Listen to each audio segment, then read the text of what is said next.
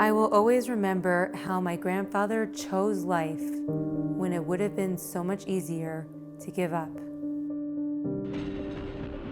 When someone asked my grandfather where he was from, instead of saying Columbus, Ohio, where he spent most of his life, or even Poland, where he was born, instead he would say that he was from the Holocaust.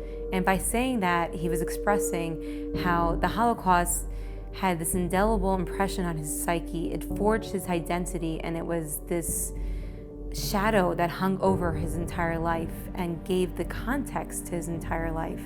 Sometimes he would say, don't mess with a guy from a Holocaust. It was important for him to tell people that he survived the Holocaust and what happened during the Holocaust so that people wouldn't forget.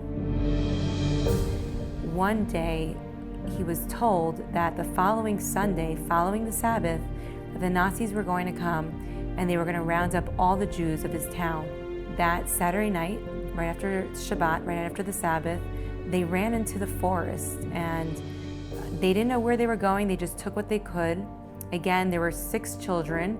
There were 3 boys and 3 girls, and the parents. The forest led to another town, and as the Nazis got closer to that town, they would go to another town, and this went on for a while until they came to a ghetto.